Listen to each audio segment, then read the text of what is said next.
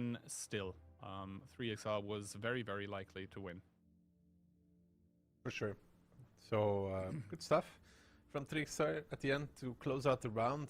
Aurora trying their best, but sometimes your best is not enough.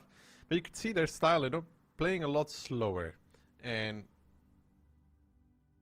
sometimes it works, sometimes it doesn't.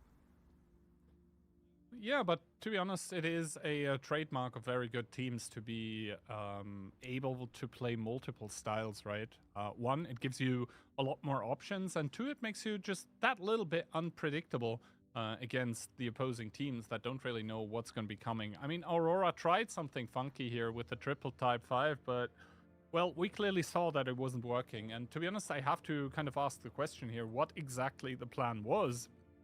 Because on a large map like Prokhorovka, you can take a couple mouses, sure, to take the shots for a couple type 5s if you're so willing, but if a third of your team consists of those kind of tanks, then you aren't really able to rotate effectively anymore. And this just gives the opposing team so many opportunities to do something. Maybe Aurora were hoping for 3XR to just overpush middle, like at the start, as we've seen, for example, Invil do before. And then, of course, you know, there's 5 type 5s. That is a lot of HP they need to go through, first of all. But 3XR had a different game plan, and this means that they're just, to be honest, fairly easily able to get this first point here. Fairly easily. I mean, it wasn't that close at the end because of the time, but I don't think they were that happy with the way that the game played out either. There's some interesting peaks there as well. Yeah, and the fact as well that, you know, either side had essentially tanks that tried over-peaking the middle and completely got obliterated, like 2k plus in some of those peaks that they did for a singular shot, or even getting set on fire. Not that you can really control it so much, but, you know, you can control that you take damage if you aren't really forced to do it. So I guess that's where the issue lies there. The good thing for 3XR is that it's best of 5, you know? Yep. And they're a third of the way there. And for Aurora, I guess the good news is they will only need 3 rounds total to advance. Exactly. But as it stands right now, doesn't really look that likely, to be honest. In a best of 5, you very quickly reach those 3 rounds. Mm-hmm. Now, if Aurora plays 5 type 5s on attack, how many do they play on defense, huh?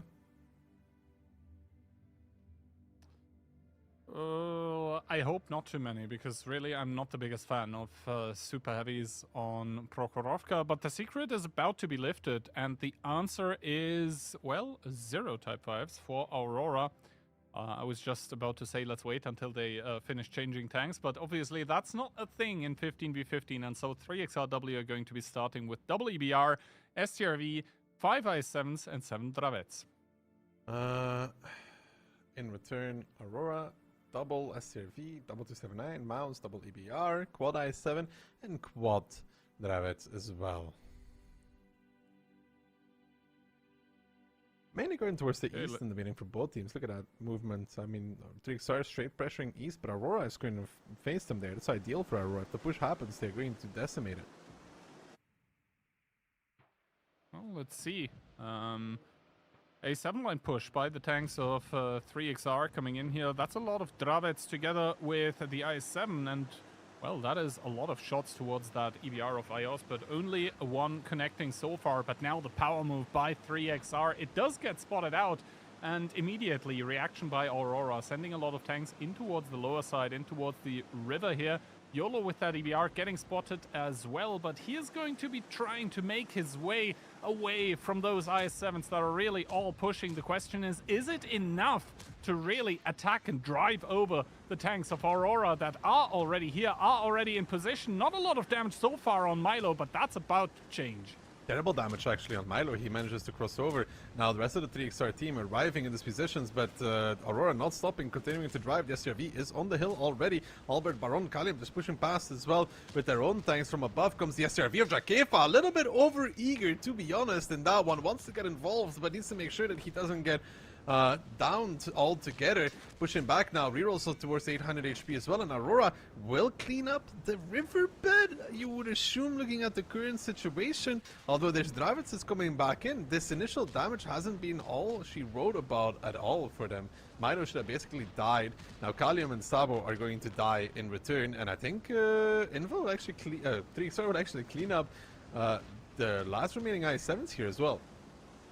Yeah, Kalium about to go down, and Piotr still full HP with that i7. They're now going to start aggressing on towards Vervi and Baron in the i7s of their own that are trying to stay away, but it's just too many guns for the side of 3XR. Still though, Aurora, they do have the HP advantage at this point in time, and some good positions as well. The i7s are holding on for the time being. Baron will be able to make a shield for Vervi possibly, and then it's really terrible for Miku, Piotr and Chaki in those tanks as they are being peeked from two sides. Essentially, Chaki already paying the ultimate price. Yeah, and there's something as well that we didn't mention. On top of the hill, there was this moment that the EBR pushed on towards the SCRV and actually killed him, which was Rishak on the hill, who was trying to help towards his teammates. Mentos, I think, is losing this 1v1 as well.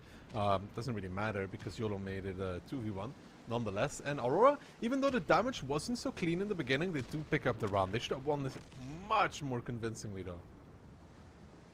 Indeed, 3XR trying to just completely create an overmatch here in the northwest of the map, but Aurora, they had just about enough with the tanks that they had in position. And now Itox with that Dravets on the other side of the map didn't really have any say in the way that this game played out. I mean, he played very carefully as he's still full HP, but little is it going to matter as the Hungry Sharks are closing in. Good HE into fire coming out from Itox on towards YOLO, but it's not going to help. Yeah, it's going to look good on the statistics though. Well, the statistic is going to say that 3XR will lose this round, so I don't think Itox really cares too much here. As Magnus with the mouse, the mighty mouse even, starting to come in. And, well, it's going to be Scatter with the SGRV to finish it off, making it all even after Prokhorovka 1-1. Well, 3XR tries to press the issue, and in return they get the press back. And the one thing, you know, Aurora should win this, like I said, much, much easier.